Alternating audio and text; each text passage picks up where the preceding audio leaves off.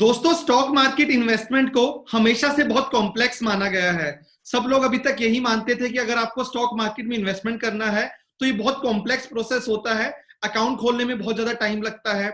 उसके बाद अगर आपको एक अच्छा स्टॉक चूज करना है उसके लिए आपको अलग अलग जगह पे जाना पड़ता है।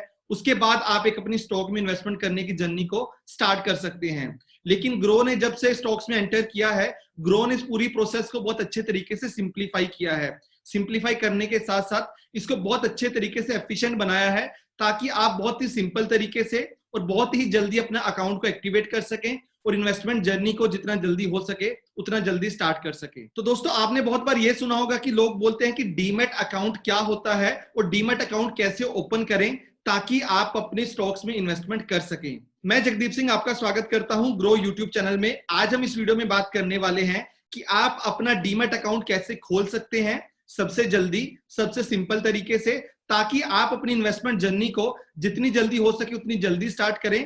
ताकि अगर आप जितना जल्दी इन्वेस्टमेंट करना स्टार्ट करेंगे और जितना लंबे टाइम के लिए इन्वेस्टमेंट करेंगे उतने आपके अच्छे रिटर्न बनाने के चांसेस बढ़ जाते हैं। लेकिन दोस्तों, वीडियो स्टार्ट करने से पहले अगर आपने अभी तक ग्रो के चैनल को सब्सक्राइब नहीं किया तो जल्दी से ग्रो के चैनल को सब्सक्राइब करें।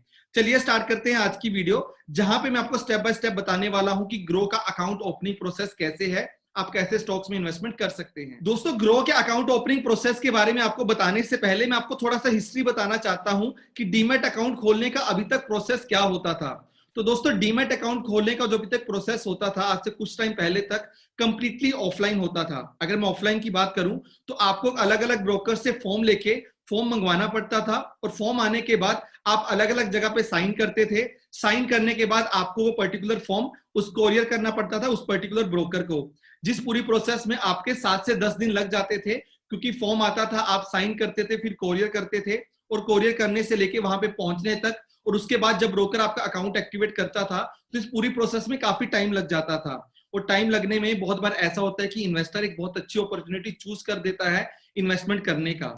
लेकिन दोस्तों, जो अभी ग्रो ऑनबोर्डिंग प्रोसेस लेके आया है जिसके थ्रू आप अपना डीमैट अकाउंट क्रिएट कर सकते हैं, ये कंप्लीटली ऑनलाइन है। मतलब कि अगर आपको अपना डीमैट अकाउंट खोलना है तो उसके लिए आपको कोई भी फॉर्म डाउनलोड करके कोरियर नहीं करना पड़ेगा। मैं आपको बताऊंगा कि आप ये अकाउंट कैसे ओपन कर सकते हैं बिना कुछ कोरियर किए, और आपका अकाउंट कुछ ही टाइम में एक्टिवेट हो जाएगा और आप सेम डे अपनी इन्वेस्टमेंट करना स्टार्ट कर सकते हैं। दोस्तों, सबसे पहले बात करते हैं कि डीमैट अकाउंट होता क्या है और इसकी क्यों जरूरत पड़ती है जब भी आपको स्टॉक मार्केट में इन्वेस्टमेंट करना होता है। तो दोस्तों, अगर मैं डीमैट की फुल फॉर्म को देखूं तो इसकी फुल फॉर्म होती है डीमैटेरियलाइजेशन।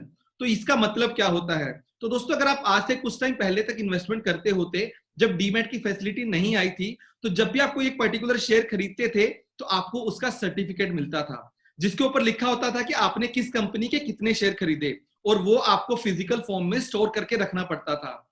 लेकिन जैसे कि आपको पता है कि प्रोसेस बहुत ज्यादा टीडियस था।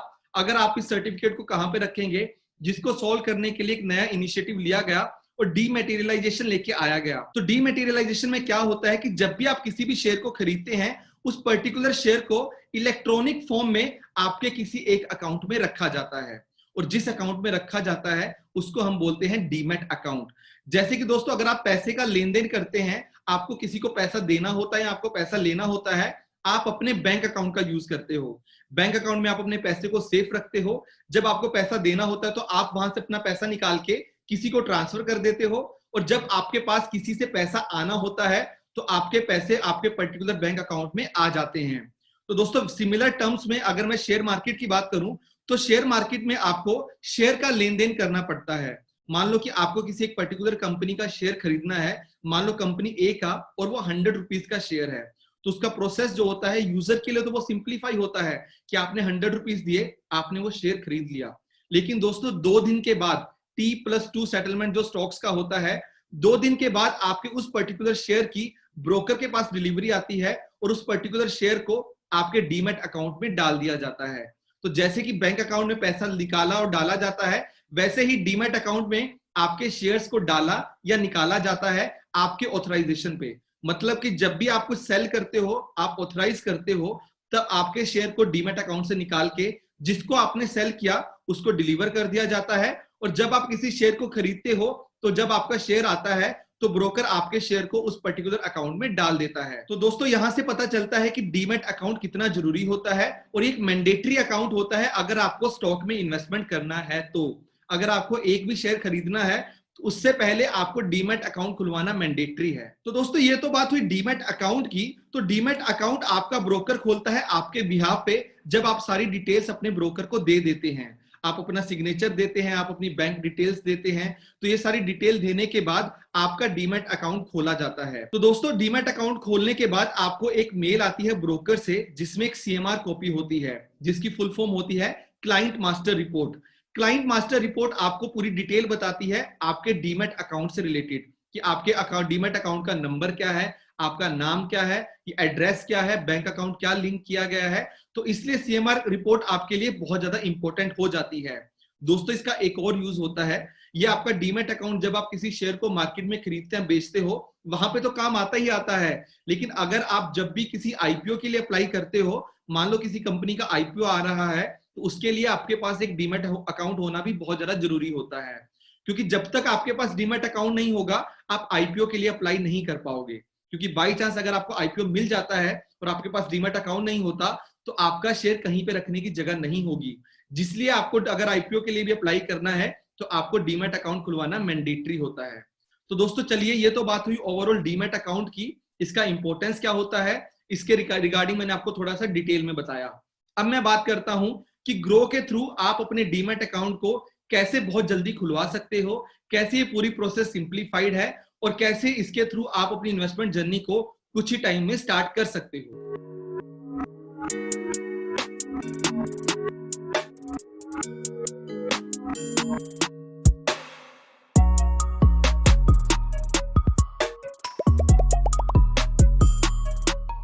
तो दोस्तों यहाँ पे साइड में आपको दिखता रहेगा जिस भी स्टेप के बारे में मैं आपको बताऊंगा अकाउंट ओपन करते टाइम कि ये डिटेल डालना आपके लिए क्यों जरूरी है।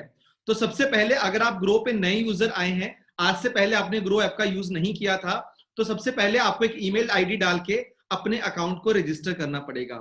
ईमेल आईडी डालने के बाद जो सेकंड इंपॉर्टेंट प्रोसेस होती है, आपको अपना मोबाइल नंबर डालना है। तो दोस्तों यहाँ पे आपको अपना मोबाइल नंबर डालना पड़ेगा क्योंकि मोबाइल नंबर बहुत इंपॉर्टेंट होता है। आपकी हर कम्युनिकेशन किसी भी अकाउंट से रिलेटेड आपके इस पर्टिकुलर मोबाइल पे जाती है और इसको वेरीफाई करने के लिए आपके पास एक ओटीपी आता है जिसको एंटर करने के बाद आप अपना मोबाइल नंबर वेरीफाई कर सकते हैं। और दोस्तों मोबाइल नंबर वेरीफाई करने के बाद जो सबसे इंपॉर्टेंट चीज होती है इन्वेस्टमेंट के पूरे वर्ल्ड में, वो होता है कि आपके पास एक वैलिड पैन कार्ड होना चाहिए।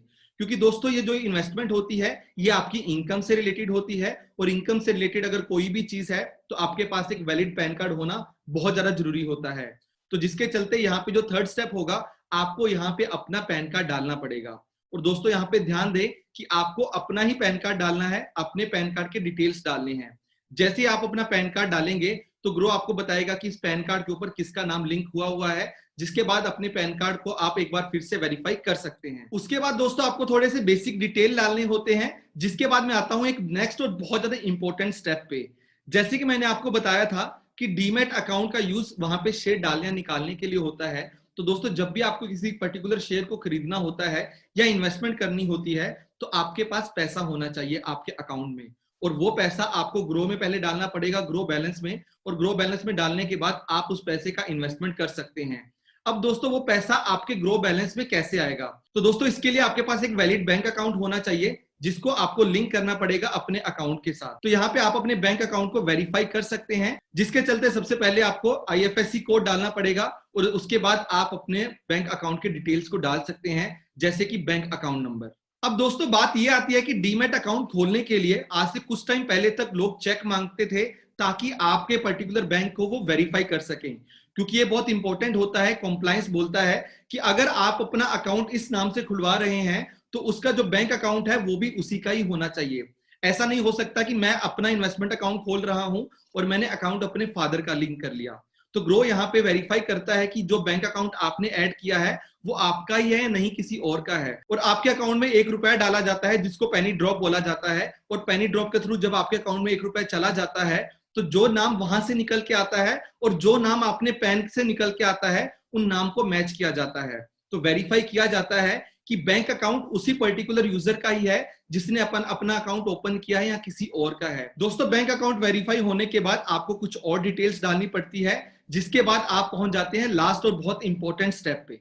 तो दोस्तों अब मैं आता हूं नेक्स्ट इंपॉर्टेंट स्टेप पे, जो नेक्स्ट और बहुत इंपॉर्टेंट स्टेप होता है अकाउंट ओपनिंग प्रोसेस का ग्रो में। तो यहाँ पे आपको अपने एक व्हाइट पेपर के ऊपर सिग्नेचर करके यहाँ पे अपलोड करने हैं। तो जैसे कि आपको स्क्रीन पे दिख रहा है अपलोड सिग्नेचर का ऑप्शन, तो यहाँ पे आपको एक पर्टिकुलर व्हाइट पेज पे सिग्नेचर करना है अपना, और उस पर्टिकुलर सिग्नेचर को यहाँ पे अपलोड करना पड़ेगा। दोस्तों यहाँ पे ध्यान दें कि आपको अपना ही सिग्नेचर करना है, कोई गलत सिग्नेचर नहीं करना। ये सिग्नेचर अपलोड करने के बाद आप आ जाते हैं लास्ट और बहुत इंपॉर्टेंट स्टेप पे, जिसके बाद आपकी इन्वेस्टमेंट जर्नी कुछ ही टाइम में स्टार्ट हो जाएगी, और इसको हम बोलते हैं ई सिग्नेचर। दोस्तों बहुत से लोग ये जानना चाहते हैं कि ये ई सिग्नेचर कैसे होता है और ये ई सिग्नेचर आपकी कौन सी प्रॉब्लम्स को सॉल्व करता है।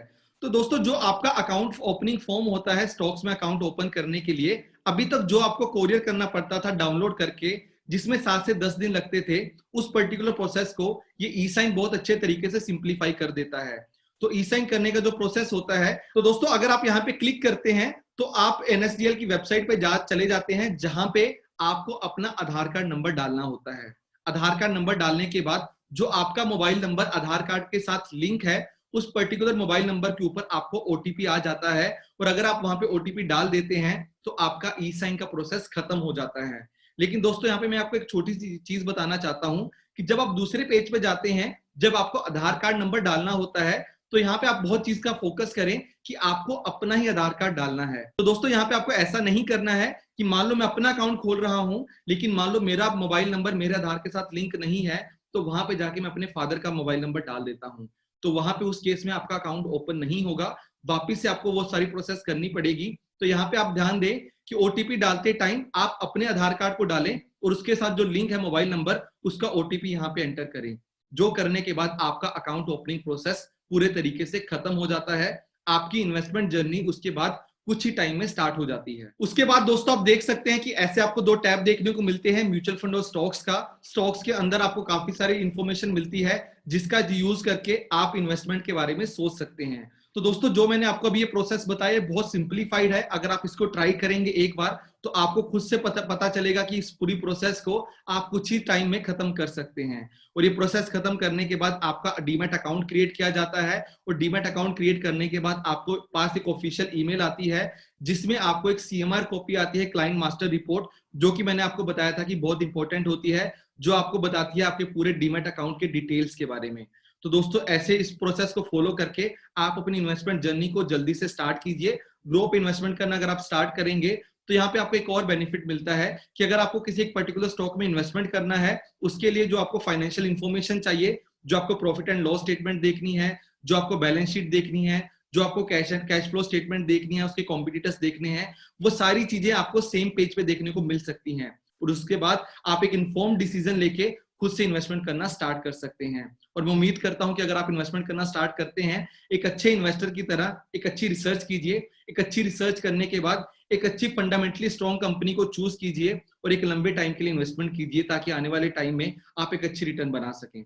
और इसके अलावा इस चैनल पे हम और एजुकेशनल वीडियोस लेके आते रहेंगे, ताकि आप एक अच्छा स्टॉक चूज करने में हम आपकी हेल्प कर सकें।